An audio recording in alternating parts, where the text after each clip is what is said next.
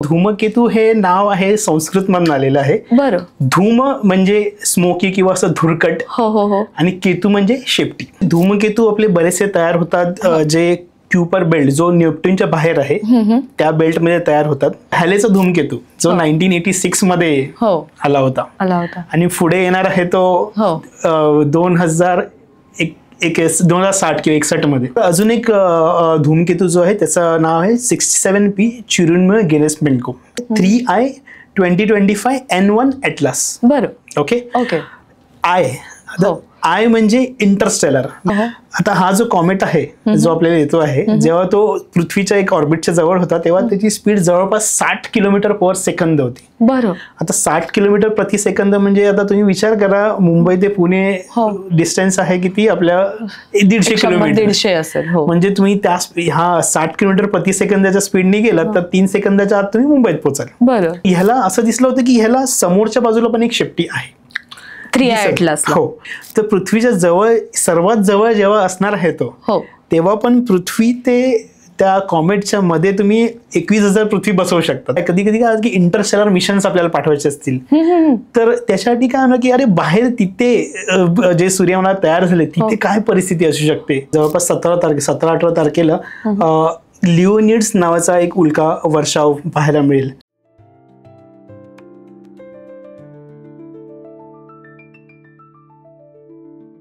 नमस्कार. मराठी सृष्टी टॉक्सच्या या भागात आपल्या सगळ्यांचं मनपूर्वक स्वागत. एखाद्या नवीन गोष्टीचा नवीन शोध लागला तर आपण म्हणतो युरेका.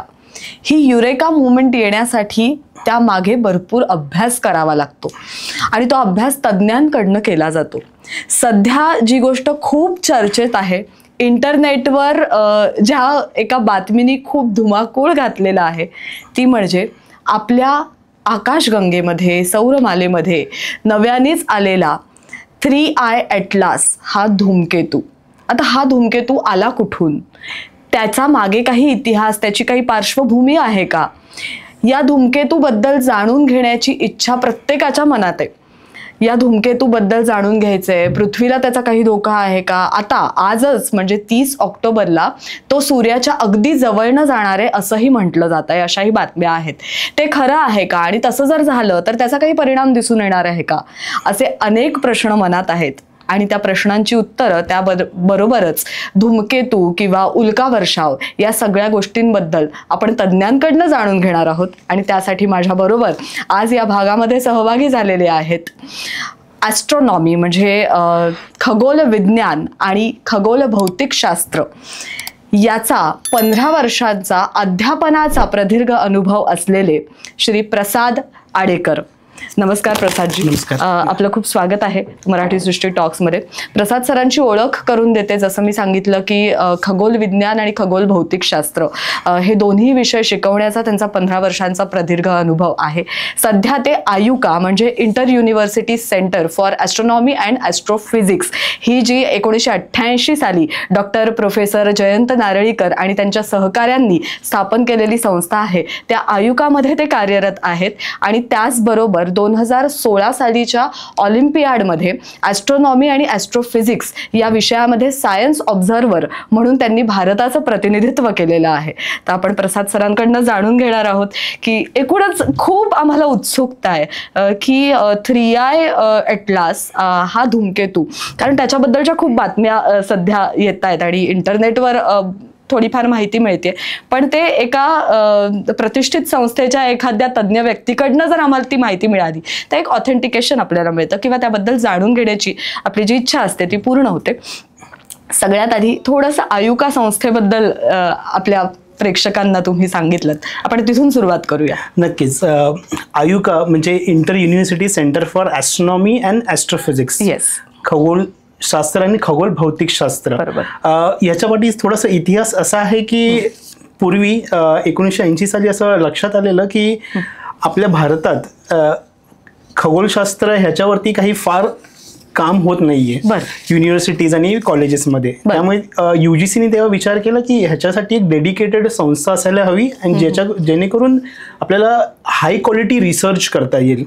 आयुका ही एक वर्ल्ड क्लास रिसर्च इन्स्टिट्यूट आहे. त्याच्यासाठी त्याच्यासाठी काय प्रयत्न केले गेले आहेत, जसं की आपल्या नार्वेकरांनी, नरेश दत्तजी आणि केंभवी त्यांनी त्यावेळी ही संस्था स्थापन केली. आयडिया अशी होती की युजली काय होतं की बाहेरच्या युनिव्हर्सिटीजमध्ये फार जोमाने काम चाललेलं होतं, फॉरेन युनिव्हर्सिटीजमध्ये ह्याच्यावरती, आणि त्यांच्याकडे काहींकडे स्वतःचा एक टेलिस्कोप असणं, ऑब्झर्वेटरी असू शकते, एवढे पैसे पण आहेत त्यांच्याकडे किंवा, पण भारतात हे शक्य नव्हतं. त्यामुळे विचार असा केला की आपण एका ठिकाणी वर्ल्ड क्लास फॅसिलिटीज द्यायचे, पण आपण टॅलेंट सगळीकडनं जमा करू शकतो. ह्या आयडियानी आयुका ही स्थापन केली गेली. आणि आता तुम्ही ऍस्ट्रॉनॉमी विचार केला तर पहिलं सगळ्यांच्याही मनात येणार की टेलिस्कोपची गरज आहे आपल्याला. तर टेलिस्कोपची गरज म्हणजे आपल्याला लहान नाही, मोठा टेलिस्कोप लागतो, आणि त्याच्यासाठी खर्चही खूप जास्त असतो. म्हणजे एक आता आमचा स्वतःचाच एक IGO म्हणजे गिरावली ऑब्झर्वेटरी आहे, जो 2 मीटरचा टेलिस्कोप आहे, 2 मीटर व्यासाचा टेलिस्कोप आहे, तो आहे गिरावलीला. आणि तो म्हणजे एवढा मोठा, म्हणजे जसा हबल टेलिस्कोप जो आहे त्या साईजचा आहे, फक्त ग्राउंड बेस्ड आहे. आणि अशासाठी खर्च खूप जास्त असतो आणि मेंटेनन्स पण खूप जास्त असतं. त्यामुळे आयुका सारख्या संस्थेला ते शक्य आहे की हे आम्ही बनवलंय, आता युनिव्हर्सिटीवरनं प्रोफेसर्स आणि स्टुडंट्स आणि किंवा कॉलेजेस मधनं जे पण आहेत ते येऊन त्याचा वापर करू शकतात. आणि आयुका तिथेच नाही थांबलं, ते आता त्यांचे इंटरनॅशनल कोलॅबोरेशन्स आहेत, जसे की साऊथ आफ्रिकामध्ये आमचा साऊथ आफ्रिकन लार्ज टेलिस्कोप आहे, जो 11 मीटर व्यासाचा आहे, एवढा मोठा टेलिस्कोप आहे. आणि नेक्स्ट आम्ही आता हवाईमध्ये 30 मीटर टेलिस्कोप बनणार, 30 मीटर व्यासाचा आहे. आणि असे बरेचसे इंटरनॅशनल प्रोजेक्ट्स आहेत, त्याच्यामध्ये आयुका सहभागी आहे. आणि आमच्याकडे हाय परफॉर्मन्स कम्प्युटिंग, म्हणजे सोप्या भाषेत सांगायचं तर सुपर कम्प्युटिंग फॅसिलिटीज आहेत. त्यामुळे सगळीकडनं येऊन लोक त्याचा लाभ घेऊ शकतात. आणि त्यामुळे आयुका ही जगातली एक प्रतिष्ठित आणि वर्ल्ड क्लास इन्स्टिट्यूट तयार झालेली आहे. सो हे काम आयुकाचं आहे, म्हणजे इंटर युनिव्हर्सिटी सेंटर, म्हणजे आम्ही सर्व युनिव्हर्सिटीजना हे फॅसिलिटी प्रोव्हाइड करतो आहे आणि ते आमची येऊन काम करू शकतात. बरोबर आहे. आणि एकूणच सगळ्या नागरिकांसाठी, मुलांसाठी सुद्धा आयुकातर्फे अनेक उपक्रम राबवले जातात, तर त्याविषयी आपण जाणून घेणार आहोत. पण आता धूमकेतू या विषयावर आपल्याला चर्चा करायची आहे, आणि मग ओघानी 3i ॲटलास याच्याबद्दल सुद्धा आपण जाणून घेणार आहोत. सगळ्यात आधी म्हणजे शाळेत शिकवलं जातं, शाळेत एक साधारणपणे थोडंसं भौतिकशास्त्र शिकताना आपल्या लक्षात येतं की उल्कावर्षाव, धूमकेतू हे शब्द अगदी कानावरनं गेलेले असतात, त्याचा थोडाफार अभ्यासही झालेला असतो. धूमकेतूचं वर्णन वैज्ञानिक दृष्ट्या तुम्ही कसं कराल, किंवा कसा असतो तो, काय असतो? ओके, पहिलं पण धूमकेतू किंवा कॉमेट हे नावच कुठून आलं ते आपण बघूया. पहिलं पण कॉमेट म्हणजे पूर्वी कॉमेट त्याला बोलत होते तेव्हा, तर कॉमेट हे ग्रीक नाव आहे. कॉमेट याचा अर्थ काय होतो की आता बघा, सर्वांनी जरी धूमकेतू डोळ्यांनी नाही पाहिलं असेल, कारण ते जरासं कठीण असतं, पण फोटो तरी पाहिले असतील. तर धूमकेतूला कसं दिसतं, एक असं काहीतरी तारासारखं असतं, त्याला अशी शेपटे असे दिसतात, पिसारासारखा दिसतो, असं आपण फोटोमध्ये दिसलंय. तर कॉमेटचा अर्थ तोच आहे, असं लांब केस असलेला तारा. अच्छा, असं. बरं. आता त्यात आपल्या ह्याच्यामध्ये धूमकेतू असं बोलतात. धूमकेतू हे नाव आहे संस्कृत मधून आलेलं आहे. बरं. धूम म्हणजे स्मोकी किंवा असं धुरकट, आणि केतू म्हणजे शेपटी. अच्छा, असं. धूमकेतू असा संस्कृत मधनं आपल्या इथे आलेला आहे. तर हे ह्याचा अर्थ धूमकेतू. आता धूमकेतू म्हणजे काय, तर धूमकेतू हे महत्वाचे पण काय आहेत, कारण जेव्हा सौरमाला आपली तयार होत होती अब्ज वर्षापूर्वी, तेव्हा सूर्य तयार झाला, ग्रह तयार झाले, पण त्याच्याही बाहेर बरेच जे द्रव्य होतं ते तसंच राहिलं, त्याचे ग्रह असे तयार नाही झाले, ते असेच गोठलेल्या अवस्थेत राहिले आणि असे तुकडे असे फार असे फिरतात. त्याला कायपर बेल्ट असं बोलतात, जे नेपट्यूनच्या बाहेर अजूनही ते फिरतायत, अजूनही फिरतात. हो, आणि त्याच्या बाहेर अजूनही आहे जो ऊट क्लाउड बोलतो, तो असं त्याला असं ऊटचा क्लाउड आहे, फोटोमध्ये दिसेल असते. त्यामुळे तिथून हे धूमकेतू म्हणजे हे गोठलेल्या अवस्थेत आहेत, आणि ते तिथून आपल्या कधी कधी तिथून निघतात आणि आपल्या सूर्याकडे झेपावतात. बरं. आता हे बनलेले आहेत कशाचे, तर बर्फ, धुळीकण आणि दगडी, हे सगळे गोठलेल्या अवस्थेत आहेत. आता बर्फ बोलणं म्हणजे असं नाही की फक्त पाणी असणार, पण बाकीचे जे गॅसेस असतात, नायट्रोजन असे गॅसेस असतात, ते असे त्यांचं असं बोलतं ना, थंड असल्यामुळे एकदम गोठलेल्या अवस्थेत असतात. आणि जेव्हा ते सूर्याकडे झेपावतात, ऑब्व्हियसली उष्णता वाढते. उष्णतेमुळे काय होतं की त्याला ते बाष्पीभवन होऊन त्याला ती शेपटी तयार होते त्याची. सूर्याकडे झेपावताना त्याला शेपटी तयार होते. पहिलं ते फक्त दगडासारखे दिसतात आणि त्याला बऱ्यापैकी कार्बनचं आवरण असल्यामुळे ते काळपट पण असतात. बरं. त्यामुळे त्याला असं शोधणं पण फार कठीण असतं. बरं. त्यामुळे ती सूर्याकडे शेपटी तयार होते. का शेपटी तयार होते म्हणजे किंवा धूमकेतूला ती का असते? अच्छा, ती शेपटी आता तुम्ही एक फोटो तुम्ही पाहालच, त्यामध्ये शेपटी आहे ती आता जसा धूमकेतू जवळ येतो तसं उष्णतेमध्ये बाष्पीभवन होतच त्याचं. त्यामुळे काय होतं की ते वितळायलाच लागतो, असं समजा की वितळायलाच लागतो तो जवळपास. आणि त्यामुळे काय होतं त्याला जे धुळीकण असतात ते तुटतात किंवा निघून जातात त्यामधनं. त्याची एक डस्ट टेल, धुळीची शेपटी तयार होते. पण तुम्ही पाहिलात फोटोज तर तुम्हाला दिसेल की त्याला एक नाही 2 शेपट्या असतात. अच्छा. तर दुसरी शेपटी म्हणजे त्याची अशी एक सरळ लाईन किंवा निळी लाईन अशी कधी कधी दिसते त्याची. तर निळी लाईन म्हणजे काय होतं की जसं कार्बन डायऑक्साईड आणि ते असतं ते आपल्या सूर्याच्या अतिनील किरण, अल्ट्राव्हायोलेट किरणांमुळे ते ब्रेकडाऊन होतं आणि त्यामुळे काय होतं की त्याचे आयन्स तयार होतात.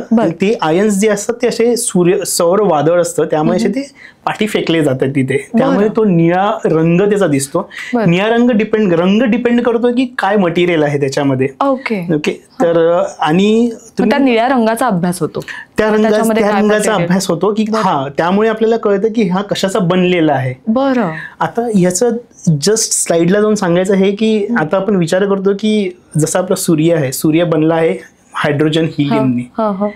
पण आपल्याला कसं माहिती? कारण कोणीही सूर्यावरती जाऊन त्याचं सॅम्पल नाही घेतलेलं शकत नाही. बरोबर. पण त्यावेळेस जो उजेड जो आपल्याकडे येतो त्याचा जो आपल्याला जो स्पेक्ट्रम म्हणजे तुम्ही इंद्रधनुष्य जो बघितलाय तो स्पेक्ट्रम त्याचा अभ्यास होतो. आणि हर एक एलिमेंट आहे, हायड्रोजन असेल, सोडियम असेल, हिलियम असेल, हर एकाचा स्पेक्ट्रम म्हणजे जो इंद्रधनुष्य रंग ते वेगळे वेगळे बनतात. सगळ्यांमध्ये 7 रंग नसतात. त्यामुळे इथेही आपल्याला काय होतं, इथे जे धुळीकण दिसतात ते निळा रंग जो किंवा जो शेपटी दिसते त्याचा आपण अभ्यास केला की आपल्याला कळतं की त्याच्यामध्ये काय आहे, कशाचा बनलेला आहे तो. कधी कधी लाल शेपूटही दिसते त्याला, छोटीशी असते, त्याला सोडियम आहे असं कळतं आपल्याला त्यामध्ये. सहसा हिरवा रंग सुद्धा, सहसा हिरवा रंग हा तो महत्वाचा. आता जसं कॉमेट असतो, कॉमेट म्हणजे तुम्ही असं त्याचं पार्ट्स बघितले. आता मी धुळीची शेपटी सांगितली आणि एक आयन शेपटी किंवा प्लाझ्मा किंवा गॅसचाही शेपटी त्याला बोलतात.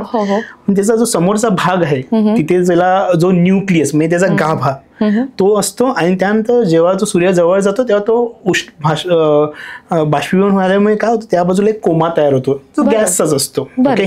आणि ती शेपटी मग ते पुढे शेपटीमध्ये जातं.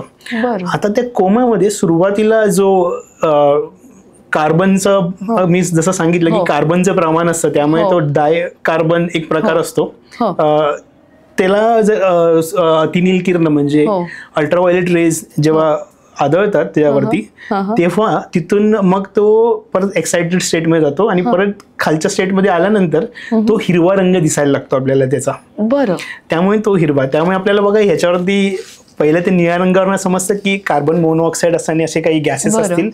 हिरव्या रंगावरून आपल्याला हे डाय कार्बन आणि हे आहेत, ह्या गोष्टी आपल्याला कळतात. प्रत्येक रंग त्याची स्थिती दर्शवत असतो आणि त्याच्यावरनं तो अभ्यास केला जातो आपल्याला. कारण आपण कधीच त्याचं सॅम्पल तर नाही घेऊ शकत, पण लांबूनच अभ्यास केला जातो त्याचा. बरं. पण आता हे जे धूमकेतू येतात म्हणजे आता हे काय आत्ताच आलेला धूमकेतू असं नाही, या आधीही कित्येक धूमकेतू आलेले आहेत आणि ते येत राहतील.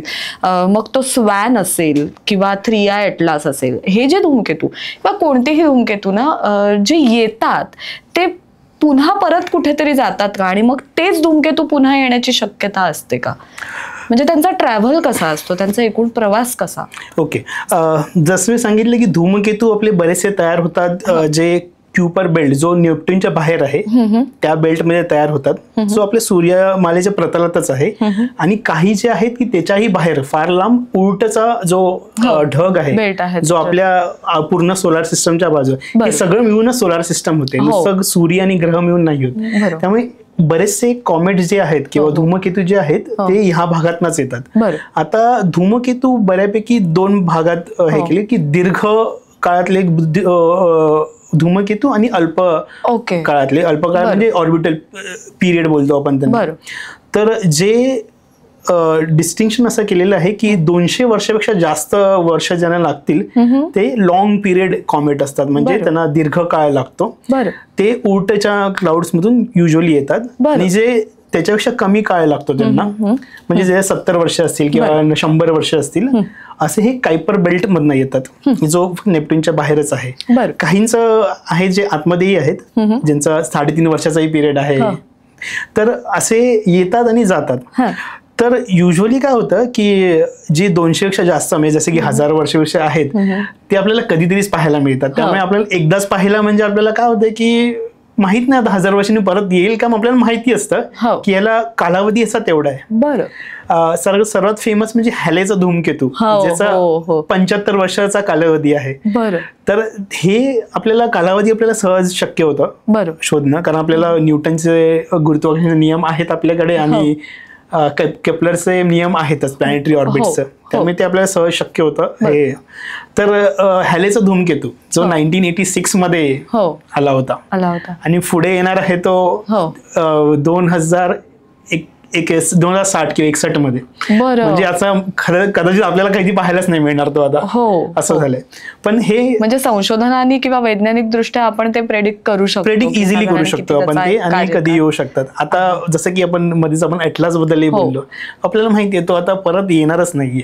त्याची ही कारणं आहेत, त्याच्याबद्दल आपण डिस्कस करू. येस. सो हे येतात परत, पण जे एकदमच जास्त आहेत, ज्यांना नॉन पिरियडिक कॉमेट असं बोलतो, कारण त्यांना आपल्याला माहिती नाही की 200 वर्ष किंवा 1000 वर्षांनी काय होईल त्यांचं, कारण ते परत रिटर्न जात आहेत आणि तिथे कुठे आदळतील ते, कारण खडकाळ प्रदेश आहे सगळीकडे, खडक आहेत सगळीकडे, आदळतील किंवा ज्युपिटर सारखे मोठे ग्रह आहेत, गुरु ग्रह आहे, त्याच्यामुळे काय होतं त्याचे गुरुत्वाकर्षणाने त्याचे ऑर्बिट पण चेंज होऊ शकते. त्यामुळे आपण सांगता येत नाही की ते रिटर्न येतील का, आणि 1000 वर्षांनी कोणाला माहिती एक्झॅक्टली तोच आला का, कारण त्याची जर जागा बदलून आला जरासा तर आपल्याला कळणार नाही की तोच आहे. कॉम्पोजिशन बदललेलं असू शकतं. कॉम्पोजिशन पेक्षा त्याची जी ट्रॅजेक्टरी असते, जो येण्याचा मार्ग असतो तो बदललेला असेल जरा, तर आपल्याला हे कळणं कठीण, अंदाज लावणं कठीण. फॉर एक्झाम्पल हॅले जो होता, तो हॅलेचा धूमकेतू हा फार आधी लोकांनी शोधला गेला, म्हणजे नोंदी ठेवलेल्या आहेत त्याच्या. मग हॅलेच्या माणसांनी काय केलं, कारण हॅलेनी शोधला नव्हता तो धूमकेतू, हॅलेला दिसलं की ह्याची नोंदी इतिहासात दिसत आहेत आणि कदाचित हा एवढ्या वर्षांनी येईल, आणि तो तेव्हाच आला.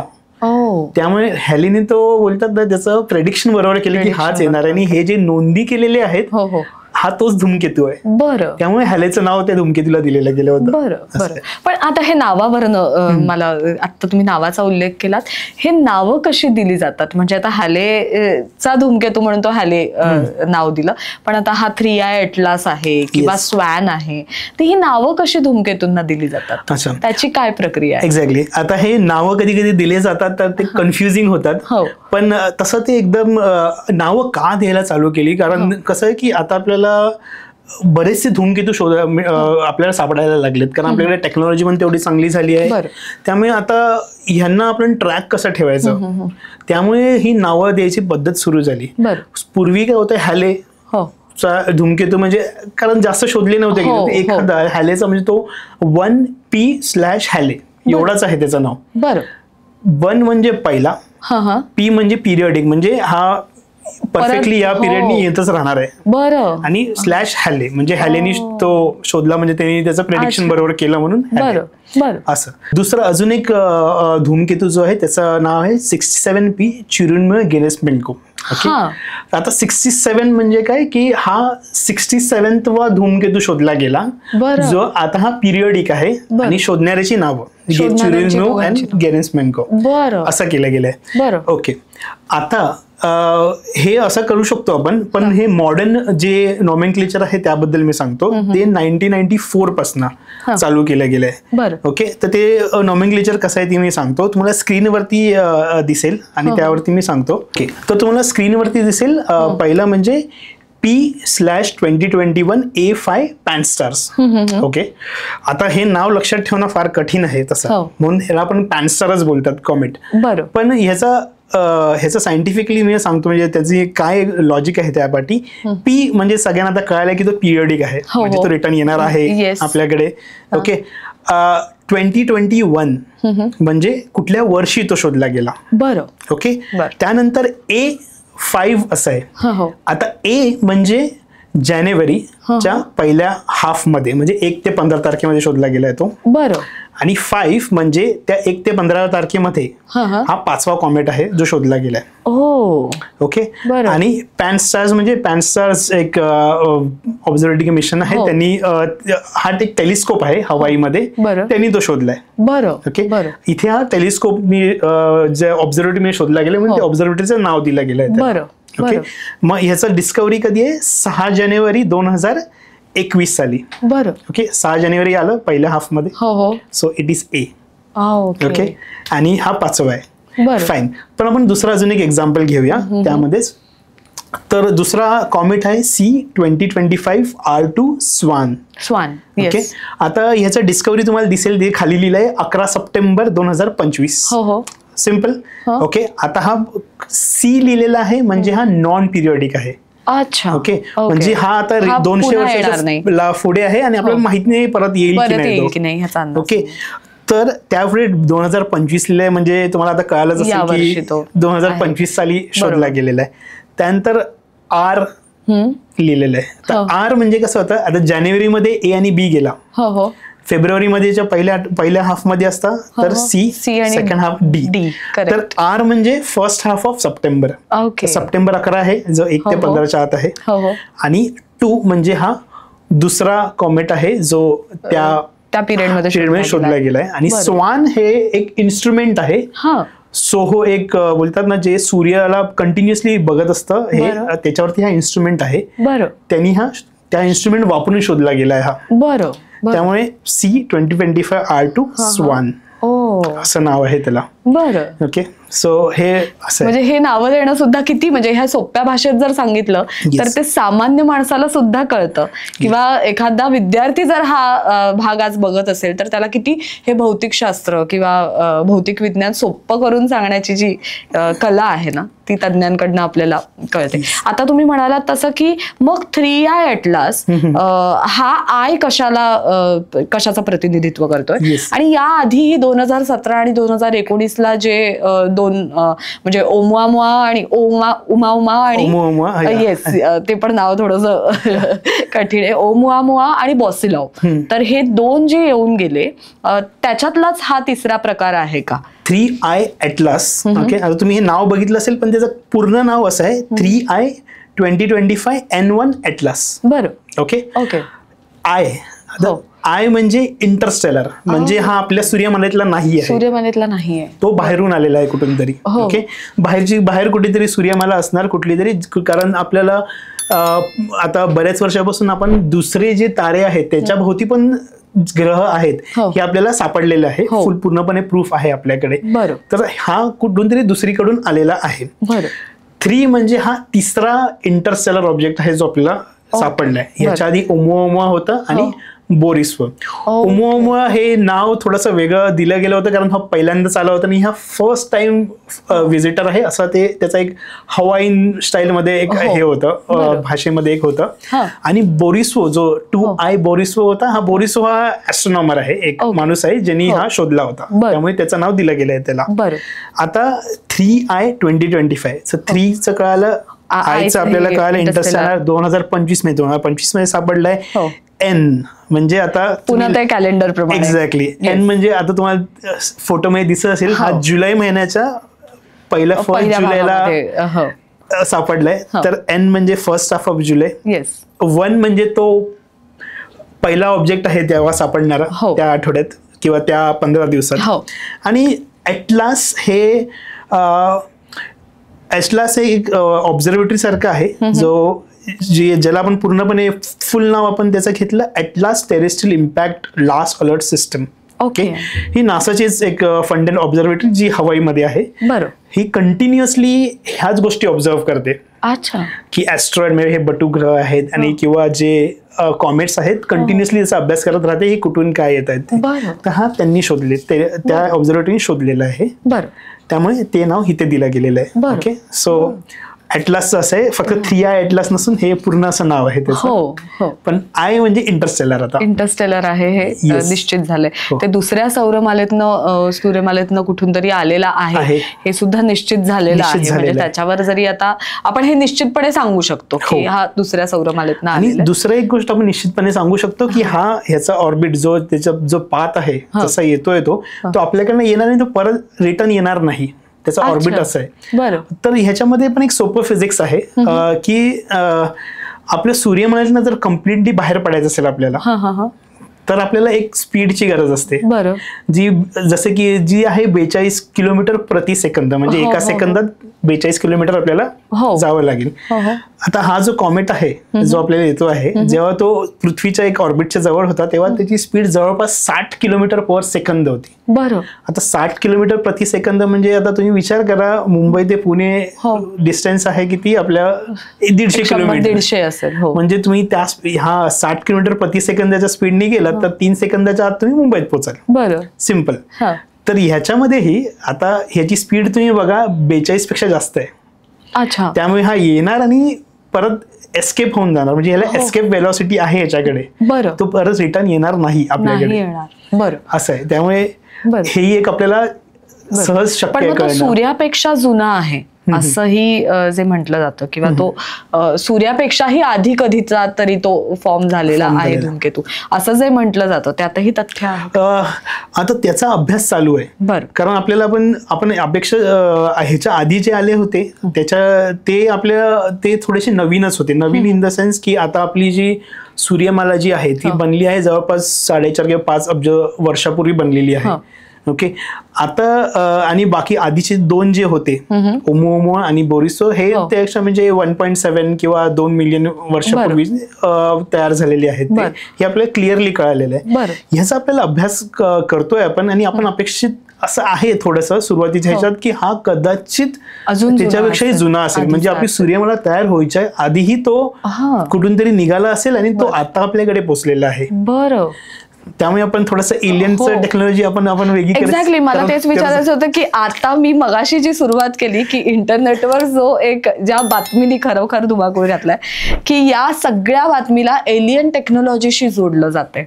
तर वैज्ञानिकांच्या दृष्टिकोनातनं किंवा खगोलशास्त्रज्ञांच्या दृष्टिकोनातनं खरोखर आपण या गोष्टीला पुष्टी देऊ शकतो का किंवा एलियन टेक्नॉलॉजीशी जोडलं जातंय याच्यावर काही अभ्यास चालू आहे का? अच्छा.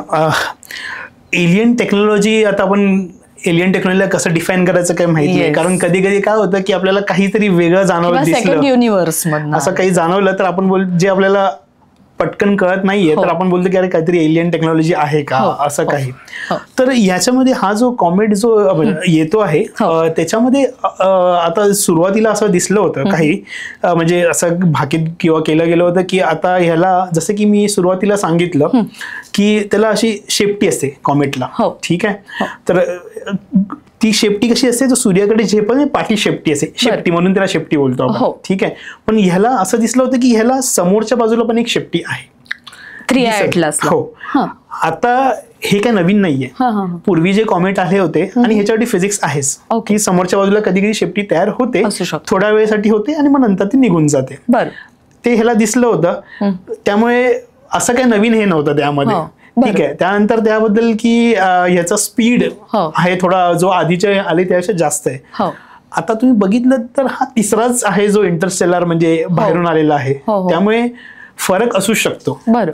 ठीक आहे. आणि आपल्याला ऑर्बिट त्याचा कळालंच आहे की तो असा येणार आणि आपण निघून जाणार आहे. त्यामुळे आपल्याला त्याच्यातही असं काही नवीन म्हणजे की पहिल्यांदा आपण असा कुठला तरी बाहेरचा ऑब्जेक्ट बघतोय जो एवढ्या स्पीडने येतोय. बरोबर. ठीक आहे. पण त्याच्यावरती आपण काही एलियन टेक्नॉलॉजीचा आहे असं काय बोलू नाही शकत किंवा कोण त्याला हे करतच आहे. बरोबर. दुसरं म्हणजे तो जे सूर्याच्या जवळ म्हणजे आज तो एकदम सूर्याच्या जवळ जाणार आहे. आज किती जवळ तरी जाणार असेल आज तो? जो जवळ जातोय तो फार जवळ पण नाहीये खरं तर. ओके. जसं की फॉर एक्झाम्पल आपण जो बोलवतो की पृथ्वीच्या पण जवळ जो येणार आहे. ओके. तर पृथ्वीच्या जवळ सर्वात जवळ जेव्हा असणार आहे तो तेव्हा पण पृथ्वी ते त्या कॉमेटच्या मध्ये तुम्ही 21,000 पृथ्वी बसवू शकतात. एवढा तो लांब असणार आहे. तर सूर्याच्या जरासं कमी तुम्ही विचार करा. त्यामुळे त्याला काही धोकाही नाहीये. कारण काही जे कॉमेट असतात सन ग्रेझर्स बोलतात, ते सूर्याच्या फार जवळून जातात. मग कधी कधी ते नष्टही होऊन जातात त्यामध्ये. ह्याचं असंही काही होणार नाहीये. बरं. त्यामुळे आता ह्याच्या पाठी काही लोक लॉजिक असं लावतायत की तो सूर्याच्या पाठी जातोय आणि तिथून काहीतरी तो वेगळं म्हणजे मॅन्युअर करेल, स्वतः असं काहीतरी करेल, दुसरीकडे जाईल.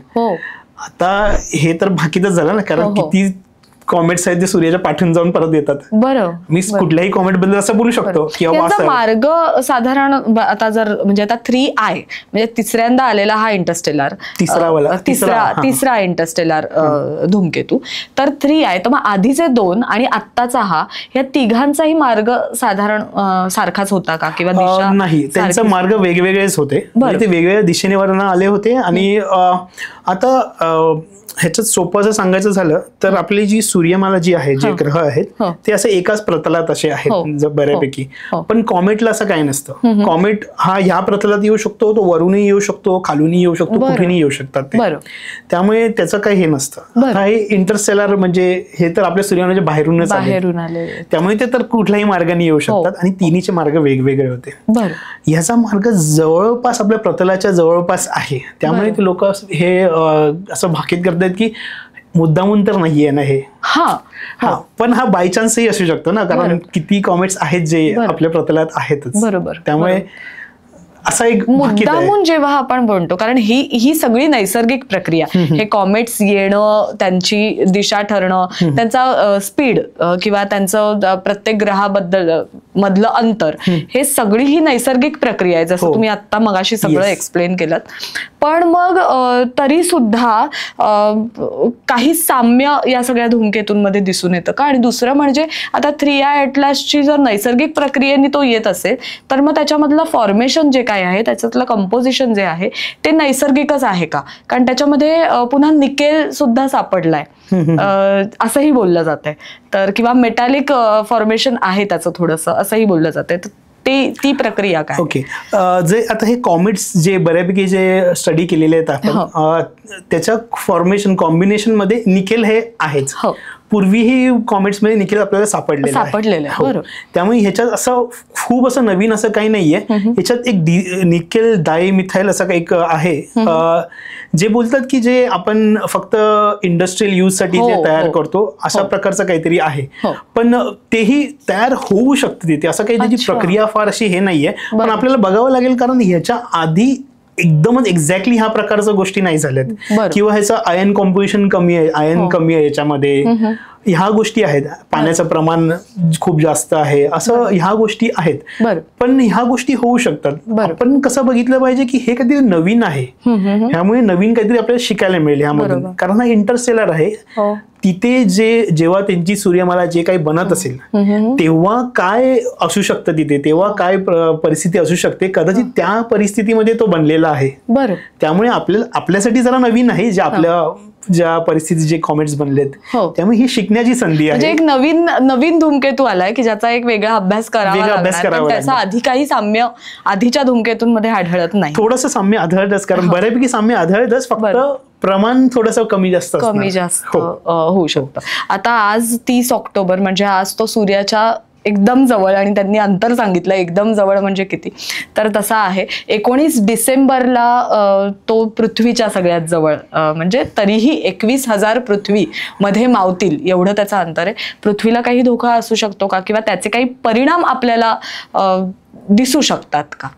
आता आपल्याला बघितलं की अंतर फार जास्त आहे, त्यामुळे पृथ्वीला काहीच धोका नाहीये. आणि आपले जे मिशन्स आहेत बऱ्यापैकी जे नासाचे, ते आपले कंटिन्युअस ऑब्झर्वेशन्स करतच असतात, त्यामुळे याचा तर काहीच धोका नाहीये.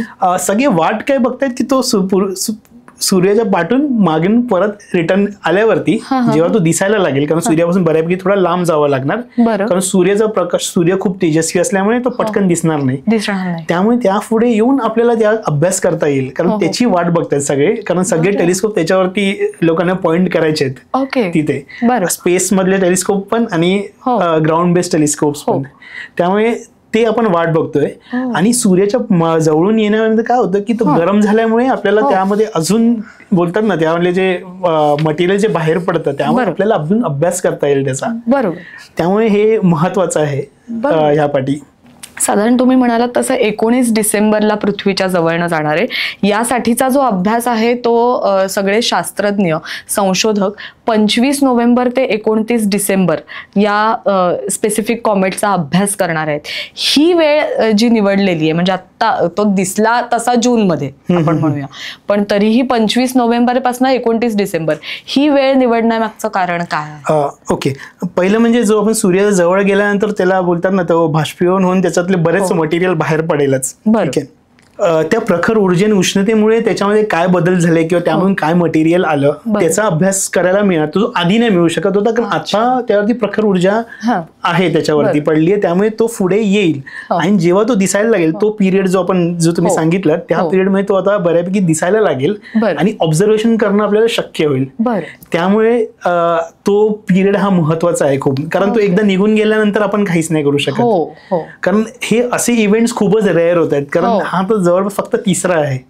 त्यामुळे कोणाला संधी सोडायची नाहीये की ह्याच्या पाठी काय आहे सायन्स, म्हणजे ह्याच्यामध्ये काय कॉम्पोजिशन आहे. जर बाहेरून आलाय, कधी कधी काय की इंटरस्टेलर मिशन्स आपल्याला पाठवायचे असतील, तर त्याच्यासाठी काय होणार की अरे बाहेर तिथे जे सूर्यमंडळ तयार झाले तिथे काय परिस्थिती असू शकते, त्याचा अंदाज पण आपण बांधू शकतो याच्यावर स्टडी करून. त्यामुळे सगळ्यांना ही संधी सोडायची नाहीये. बरं, या संपूर्ण घटनेला ब्लॅक स्वान इव्हेंट सुद्धा म्हटलं जातंय, त्यामागचं काही कारण आहे? ओके, ब्लॅक स्वान इव्हेंट म्हणजे काय आपल्याला विचार बघायला लागेल. ब्लॅक स्वान इव्हेंट ह्या गोष्टी जे बोलतात की अनप्रिडिक्टेबल असतात, म्हणजे अचानक काहीतरी होतं आणि जसं की बरेच डिस्ट्रक्शन आणि असं होतं. पण नंतर आपण काय विचार करतो, नंतर आपण त्याचा पाठी जाऊन त्याचं हे लावायला लागतो की अरे ह्याच्यामुळे झालं, ह्याच्यामुळे झालं. आता त्याचं एक उदाहरण द्यायचं झालं तर कोविड-19 जी कोविडची महामारी आपण जे बोलतो, तर आपण काय बोलतो की कोविड आलं, वैज्ञानिक दृष्टिकोनातून काय की अरे असं काहीतरी झालं आणि आपण त्या पाठी आपण त्याला कशी तरी करून मात दिली. बरोबर. पण लोक किंवा जे काही जण काय भाकीत करतात की अरे कोणीतरी सांगून ठेवलं होतं बघा की असं काहीतरी होणार आहे, ठीक आहे, किंवा भाकीत केलं होतं. आता भाकीत म्हणजे मी तर काही बोलू शकतो की नाही झालं तर गप्प बसायचं आणि झालं तर बोलायचं अरे कधीतरी कोणतरी बोलून ठेवलं होतं. तर हे जे पाठीचे जोडण्याचं जे काम असतं, ओके, की हे अचानक काहीतरी होतंय असं, त्यावरती त्याला बोलतो की ब्लॅक स्वान इव्हेंट. बरं. आता हा ॲटलास जो आहे, खरं तर तुम्ही बघितलं याच्या ब्लॅक स्वान इव्हेंट होणार काहीच नाही, कारण आपल्याला सगळं माहिती आहे. तो पृथ्वीलाही काही धोका नाही आहे, म्हणजे काहीच होणार नाहीये. बाकी सगळी भाकीत आहेत फक्त की कोणीतरी एलियन आहे जो हेच करेल आणि तेच करेल. जोपर्यंत प्रूफ नाहीये तोपर्यंत तर काहीच नाहीये. बरोबर. त्यामुळे ते असं कशी अफवा उडली की ब्लॅक स्वान इव्हेंटचा प्रकार होऊ शकतो, पण मला तुम्ही बघताय तर खरं तर काहीच नाही होत आहे. आणि सर्वांना उत्सुकताच आहे की त्यापाठी काय, म्हणजे तिचं निरीक्षण आणि त्याचा अभ्यास करण्याची उत्सुकता आहे सगळ्यांना. हो, म्हणजे मला वाटतं की खगोलशास्त्राच्या दृष्टिकोनातनं जर आता ही गोष्ट समजून घेतली तर मला वाटतं की याच्यातनं घाबरण्यासारखं काहीच नाहीये. हा जो एक कॉमेट आलाय तो कुठेही असा पृथ्वीला आपटणार नाहीये किंवा सूर्याच्या जवळनं जातानाही काही वेगळ्या गोष्टी घडणार नाहीयेत, त्याच्यामुळे आपल्याला घाबरण्याचं कारणच नाही. हा असा एक कॉमेट आता टिपला गेलाय आणि त्याच्यावर अभ्यास चालू आहे. हे चालू असतानाच दुसरा एखादा धूमकेतू टिपला जाऊ शकतो? हो, आणि सध्या आहेत ही धूमकेतू जे आपल्याला त्याच्यावर वेगळा अभ्यास चालूच असतो. अभ्यास ना कंटिन्युअसली सगळ्यावरती चालूच असतो. बरं. आता ही धूमकेतू जे येत आहेत, काही धूमकेतू आहेत ते आपणही पाहू शकतात. जसं की एक अजून एक धूमकेतू आहे जो लेमॉन नावाचा, तुम्ही शोधलात इंटरनेटवरती तर तुम्हाला कळेल. तो आता सध्या आहे ऑफिकस तारकासमूह, म्हणजे भुजंगधारी हा तारकासमूह त्याच्या जवळपास आहे. तर तो आहे जवळपास 4 मॅग्निट्यूडला. 4 मॅग्निट्यूडचा हा प्रकार असा असतो की जसा नंबर वाढत जातो, नंबर मोठा असेल तर त्याचा तो अजून फेंट दिसतो, असा उलटा आहे जरा. तर 4 मॅग्निट्यूड म्हणजे आपल्याला सहज डोळ्यांनी दिसेल असा आहे. सहज डोळ्यांनी दिसेल आहे. पण ह्याच्या पाठी एक असं आहे की डोळ्यांनी बघताना शेपटी दिसणार नाही, पण आपल्याला आयडेंटिफाय करता येईल. जर शेपटी किंवा डिटेल बघायचं असेल तर तुम्हाला दुर्बिणीची गरज आहे. तर दुर्बिणीतनं तो पाहता येऊ शकतो आताही. बरं. असं आहे, फक्त आकाश तुमचं क्लिअर हवं. साधारण हे धूमकेतू असे आपण जनरली पाहू शकतो का?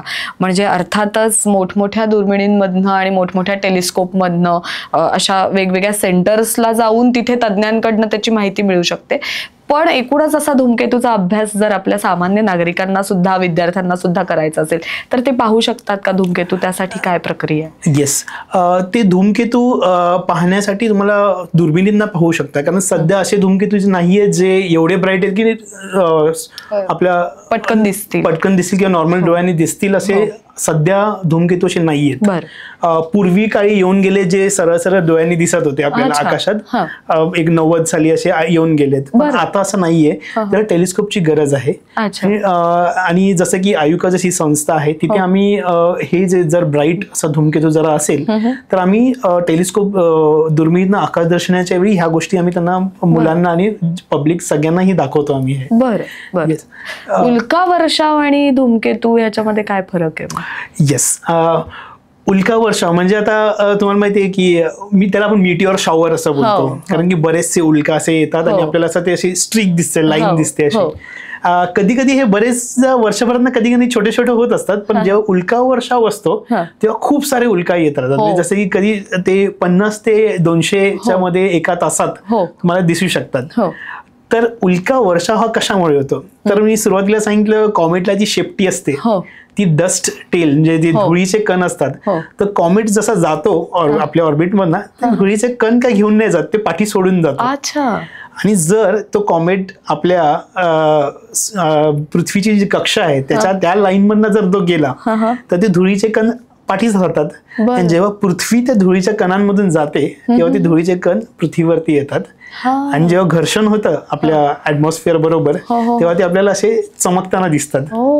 हा बेसिकली उल्का वर्षाव आहे. बरं. आणि हा आता तुम्हाला आपल्या नोव्हेंबर मध्येच जवळपास 17-18 तारखेला लिओनिड्स नावाचा एक उल्का वर्षाव पाहायला मिळेल. 17-18 नोव्हेंबरच्या दरम्यान तिथे पीक असेल त्याचा. आता हा उल्का वर्षाव जसं मी सांगितलं, जसं कॉमेट जातो, हा एक ह्याचा उल्का वर्षाचा टेम्पल टटल नावाचा एक कॉमेट होता. त्याची ही शेपटीचे जे धुळीकण राहिलेले आहेत तो आपण त्याच्यामधून आपण जाणार आणि त्यामुळे आपल्याला तो उल्का वर्षाव पाहायला मिळणार. तर नोव्हेंबर मध्ये हा आपल्याला पाहायला मिळेल. एखादा कॉमेट येऊन गेल्यानंतर उल्का वर्षाव येण्यामधलं अंतर साधारण कसं किती असतं? डिपेंड करतं की आता तो लवकर येऊन गेला असेल, समजा 1 वर्षापूर्वीच येऊन गेला असेल ऑर्बिट मधनं, आम्ही त्या ऑर्बिट मधनं आपण गेलो की 1 वर्षांनी उल्का वर्षाव तो पाहायला मिळणार आपल्याला. तेव्हा जेव्हा आपण जाणार तेव्हा त्यामधनं. आणि कधी कधी काय होतं की तो एक्झॅक्टली त्याच ऑर्बिट मधनं परत जातो, त्यामुळे पृथ्वीचा जो ऑर्बिट आहे त्याला 2दा कट करतो तो, त्यामुळे तो 2दा उल्का वर्षाव पाहायला मिळू शकतो आपल्याला एकाच कॉमेटचा. असंही होतं. तर तुम्ही ह्या उल्का वर्षाबद्दल की आणि अनेक उल्का वर्ष दर महिन्यात कुठल्या ना कुठल्या निरीक्षण किंवा ते पाहायला म्हणजे साध्या डोळ्याने नुसतं आपल्याला एक कसं बघायचं की शहरात जरा कठीण असतं. तुम्ही शहरापासून बाहेर जिथे जरा निरभ्र आकाश आहे, लाईट पोल्युशन कमी आहे, तिथे जाऊन नुसतं पाहायचंय. दिसेल. आता लिओनिड्स बोललो म्हणजे लिओ किंवा सिंहरास जी आहे, हे उल्का त्या दिशेने येताना दिसणार. तुम्ही ट्रॅक केलात तर त्या एका पॉइंटने येताना दिसणार, त्यामुळे त्याला नाव दिले लिओनिड्स, म्हणजे लिओ राशीत किंवा सिंह राशीचं कडून आपल्याला येताना दिसतात. बरं. आता तुम्ही ह्या ज्या तारखा सांगितल्यात की 17-18 नोव्हेंबरच्या दरम्यान हा उल्का वर्षाव दिसेल, तशा काही तारखा किंवा काही अपडेट्स असतात की साध्या डोळ्यांनी सुद्धा तुम्ही या गोष्टी पाहू शकता? मग उल्का वर्षाव असेल किंवा एखादा धूमकेतू जो साधा तुम्ही पटकन दुर्बिणीतनं पाहू शकता, तर याच्याबद्दलचे अपडेट्स आपण सामान्य लोकांपर्यंत, सामान्य प्रेक्षकांपर्यंत आपण ते कसे पोहोचू शकतो किंवा आम्हाला त्याची कशी माहिती मिळेल जेणेकरून आम्हाला ते पाहता येतील? ओके, हे इन्फॉर्मेशन काही वेबसाईट असतात ते ट्रॅक चांगलं ठेवायचं. नासाची वेबसाईट तर आहेच, ते तुम्ही चांगल्या प्रकारे ट्रॅक केलेलं असतं, अॅनिमेशन आणि सगळं करून दिलेलं असतं. अजून एक जे आहे ज्यामध्ये एकदम डिटेल्ड माहिती असते, जर तुम्हाला अजून त्या जास्त अभ्यास करायचा असेल तर स्काय लाईफ म्हणून एक वेबसाईट आहे, त्याच्यावरती सगळे कॉमेट्सची, सगळे जे होणार त्याची डिटेल माहिती असते त्यामध्ये, तुम्ही तो वापरू शकता. दुसरं म्हणजे तुम्हाला जर असंच आकाश दर्शनाच्या मध्ये काही गोष्टी बघायच्या, तारकासमूह बघायचे आहेत किंवा असंच हौशी एक गोष्ट करायची असेल तर स्टेलारियम नावाचा एक ऍप आहे जो तुम्ही मोबाईलवरती डाउनलोड करू शकता. आणि त्यांनी आपल्याला, तुम्ही असं आकाशकडे पॉइंट केला तर इथे कुठले तारे आहेत, कुठला धूमकेतू कुठे आहे हे तुम्ही शोधू शकता त्यामध्ये. तर तुम्ही हे काही गोष्टी वापरू शकतात आणि असा एक निरीक्षणाचा एक प्रकार बोलताना सुरुवात करू शकता, सुरुवात करू शकतो निरीक्षणाची. बरं बरं. आणि हा आता तुम्हाला नोव्हेंबर मध्ये ॲटलास बद्दल दिसेल का तो? ॲटलास मला वाटतं तो आपल्या पृथ्वीच्या कक्षेतनं नाही जात आहे, तो वरून थोडा वेगळ्या अँगलने जातोय. बरं. जी आपल्या कक्षेतनं त्या लाईनीत मध्ये जातील त्याचे कण राहिले त्याच्यामधनं पृथ्वी गेली तर दिसू शकेल. पण आता ॲटलास बद्दल आपण असं काही सांगू? ॲटलास बद्दल असं नाहीये, ॲटलास बद्दल सध्या नाहीये असं. बरं. नासानी असं म्हणतात 3I ॲटलासच्या संदर्भामध्ये डिफेन्स सिस्टीम सुद्धा ऍक्टिव्हेट केलेली आहे आता. म्हणजे संभाव्य धोका लक्षात घेऊन ती डिफेन्स सिस्टीम ऍक्टिव्हेट केलेली आहे की यामागे काही कारण आहे? ओके, जसं मी आधी मेन्शन केलं होतं की सांगितलं होतं की हे आपण कंटिन्युअस ऑब्झर्वेशन करतच असतो. बरं. जसं की ॲटलास हे आहे ते कंटिन्युअस ऑब्झर्वेशन करतच ह्याचं, आणि अजूनही काही टेलिस्कोप्स आहेत ते कंटिन्युअसली ऑब्झर्वेशन करतात, कारण या सगळ्याचा धोका असतोच आपल्याला. ॲटलासचा तर धोका नाहीये हे आपल्याला माहितीच आहे, पण काही ॲस्ट्रॉइड जे असतील किंवा काही दुसरे कॉमेट्स येणारे असतील त्याने असू शकतो आपल्याला धोका. आणि हे कॉमेट्स फारच असे काळपटाने असेल म्हणजे ते आपल्याला फार जवळ आल्याशिवाय कळत नाही. मग कधी कधी आपल्याला काय होईल की एकदम जवळ आल्यानंतर आपण त्यापुढे काही करू नाही शकणार. कंटिन्युअस ऑब्झर्वेशन केलं जातं. पूर्वी एक टेस्ट करून बघितलं होतं काही वर्षापूर्वी नासानी, ती नावाचं डार्ट नावाच्या मिशननी, डबल ॲस्ट्रॉइड रिडायरेक्शन टेस्ट. तर ह्यामध्ये काय केलं होतं, एक ॲस्ट्रॉइड आहे ओके, आणि त्याच्या भोवती अजून एक ॲस्ट्रॉइड असा छोटा फिरतोय. म्हणजे जसं की पृथ्वीभोवती चंद्र फिरतो तसंच त्याचा ॲस्ट्रॉइडचा छोट्या दगडाचा त्यालाही एक छोटासा चंद्र. तर ह्यावरती नासानी काय केलं होतं की आपण त्याच्यावरती जाऊन आदळायचं ओके, आणि बघायचं की तो जो जवळपास 11-11:30 ते 12 तास लागतात त्याला एक चक्र मारायला, तर त्याचा आपल्याला टाइम पिरियड चेंज करता येतो का. टायमिंग चेंज झाल्यामुळे तुम्ही थोडंसं त्याची ट्रॅजेक्टरीज बदलली. तर ह्यामध्ये त्यांनी काय केलं की एक डार्ट नावाचं एक यान जो असतो ते असल्या त्यावरती गेलं आणि आदळवलं त्यांनी सरळ सरळ त्याच्यावरती.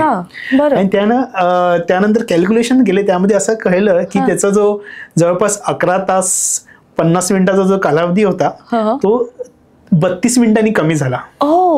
त्यामुळे त्यामध्ये आपण सक्सेसफुल आहे की आपण थोडंसं त्याची ट्रॅजेक्टरी थोडंसं चेंज केलंय. म्हणजे हे आपण पुढेही कुठल्याही दुसऱ्यासाठी करू शकतो. म्हणजे ही नासा डिफेन्स सिस्टमचा प्रकारच होता जो आपण ट्रायल घेतली आहे. म्हणजे आपण एक ट्रायल जवळपास सक्सेसफुल आहे आपली बऱ्यापैकी. बरं. तर म्हणजे आपण हे कंटिन्युअस ऑब्झर्वेशन चालूच असतात. अच्छा, एकूणच खूप छान माहिती मिळालेली आहे धूमकेतू आणि 3I ॲटलास बद्दल. अगदी म्हणजे सायंटिफिक दृष्ट्या त्याला नावं कशी दिली जातात इथपासनं ते त्याचं फॉर्मेशन कसं होतं, त्याच्यातलं कंपोजिशन कसं असतं याच्याबद्दल तज्ज्ञांकडनं ती माहिती आपल्याला मिळालेली आहे. आयुका या संस्थेद्वारे अनेक उपक्रम सुद्धा राबवले जातात. अशा प्रकारचं जर तुम्हाला आकाशभ्रमण करायचं असेल टेलिस्कोपच्या माध्यमातून किंवा असे वेगवेगळे उपक्रम, तर तू थोडीशी त्या उपक्रमांबद्दल माहिती द्याल? ओके, तर आयुकामध्ये दर शुक्रवारी आकाश दर्शनाचा प्रोग्राम असतो. जेव्हाही जसं की आता फक्त पावसाळ्याच्या वेळात तो बंद असतो, इतर वेळी दर शुक्रवारी तुम्ही आयुकाला आकाश दर्शनासाठी येऊ शकता. त्यासाठी मी ईमेल ॲड्रेस तुम्हाला दिसेल स्क्रीनवरती, त्याच्यावर तुम्ही ईमेल आम्हाला पाठवून द्या आणि तुम्ही रजिस्टर करू शकता त्याला. आयुकाचं जे पब्लिक आउटरीच म्हणजे जे ॲस्ट्रॉनॉमी आउटरीच डिपार्टमेंट जे आहे त्याला मी मुक्तांगण विज्ञान शोधिका असं बोलतो. हे बऱ्याच लोकांना माहिती आहे ना, फार फेमसही आहे. आता त्यापरचं पटकन एक सांगतो की ती मुक्तांगण विज्ञान शोधिका आणि पु ल देशपांडे यांचं एक असं एक नातं आहे. पु ल देशपांडे आणि सुनीताबाई देशपांडे यांना आयुकाचं काम जे म्हणजे जे नयन नारिकाने जे काम केलं प्रचाराचं, विज्ञान प्रचाराचं जे काम केलं ते त्यांना खूप आवडलं होतं. आणि त्यांनी आणि त्यानंतर त्यांना वाटलं की हे विज्ञान आणि ॲस्ट्रॉनॉमी जे आहे खगोलशास्त्र हे सर्वांपर्यंत पोहोचलं पाहिजे, एकदम जे खेड्यापाड्यात सगळीपर्यंत सोप्या भाषेत पोचायला हवं. तर तेव्हा त्यानंतर सुनीताबाई देशपांडेंनी ह्याच्यासाठी जे पब्लिक आउटरीच डिपार्टमेंट आहे तिथे जे आपण जी सायपॉप म्हणजे सायन्स पॉप्युलरेशन बिल्डिंग बोलतो त्याच्यासाठी त्यांनी डोनेशन दिलं होतं आणि त्याच्या डोनेशननी ती बिल्डिंग तयार झाली होती. त्याला म्हणजे मुक्तांगण विज्ञान शोधिका ते कॅम्पसला बोलतो. फक्त एकच अट होती की पुलंचं नाव त्याला द्यावं नाही. तर इथे आम्ही आयडिया अशी केली की एक सप्तऋषी नावाचा तारकासमूह आहे, त्यामध्ये पुलत्स्य नावाचा तारा आहे. त्या बिल्डिंगला नाव पुलत्स्य असं दिलं. अरे वा. आणि आकाश दर्शनाचे कार्यक्रम आम्ही तिथेच करतो. आणि तुम्ही नक्कीच जो ईमेल दिला आहे त्यावरती तुम्ही ईमेल करून तिथे आकाश दर्शनासाठी नक्की येऊ शकता. आम्ही दुर्बिणीतनं चंद्र, तारे, तारकासमूह तर सहज बघता येतात, पण ग्रह दिसतील, पाहायला मिळतील तुम्हाला, नेब्युलेज असं काही पाहायला मिळेल तुम्हाला तिथे. नक्कीच. यासाठी काही वयाची अट आहे? वयाची अट अशी काहीच नाहीये. वयोमर्यादा म्हणजे काही किती वर्षापासून मुलं सुद्धा येऊ शकतात? हा, मुलं येऊ शकतात. कारण दुर्बिणीतनं कधी कधी चंद्र पाहायला सगळ्यात मजा येते. कारण आम्ही चंद्र पाहतो आणि दुर्बिणीतनं पाहिल्यावरती आपल्याला वेगळंच काहीतरी बघायला मिळतं, त्यामध्ये डिटेल्स पाहायला मिळतात. त्यामुळे कुठल्याही वयोगटातली मुलं येऊ शकतात. जे समजण्याच्या वयात आहेत ते सगळे येऊ शकतात आणि मोठे तर येऊ शकतात. खरंच खूप छान उपक्रम आहे. आणि त्या निमित्ताने आपल्या आकाशगंगेमध्ये जितके तारका समूह आहेत, जितक्या गोष्टी आहेत त्या अभ्यासण्यासाठी एक खूप छान संधी आणि खूप छान व्यासपीठ आयुकांनी आपल्याला उपलब्ध करून दिलेलं आहे. त्यांचे जे उपक्रम आहेत, जसं प्रसाद सरांनी आता आपल्याला सांगितलं की खाली दिलेल्या ईमेल आयडीवर तुम्ही रजिस्ट्रेशन करू शकता, त्याबद्दलची अधिक माहिती सुद्धा नक्की घेऊ शकता. सर, तुम्ही इथे आलात आणि खूप छान आम्हाला ह्या सगळ्या गोष्टींबद्दल सविस्तर माहिती दिली, त्याबद्दल आपले खूप धन्यवाद. थँक्यू. धन्यवाद. आमचा हा भाग तुम्हाला कसा वाटला? आवडला का? खूप छान माहिती तुम्हाला मिळाली का? याबद्दलच्या प्रतिक्रिया आम्हाला नक्की कमेंट बॉक्समध्ये लिहून कळवा. हा व्हिडिओ जास्तीत जास्त लोकांपर्यंत शेअर करा. आणि तुम्हाला माहितीच आहे, आत्ता जर सबस्क्राईब केलेलं नसेल तर मराठी सृष्टी टॉक्स या आमच्या यूट्यूब चॅनलला लगेच सबस्क्राईब करा. सर, तुम्ही इथे आलात आणि खूप छान माहिती दिलीत आम्हाला, त्याबद्दल एक छोटीशी भेट मराठी सृष्टी टॉक्सच्या संपूर्ण टीमकडून. धन्यवाद.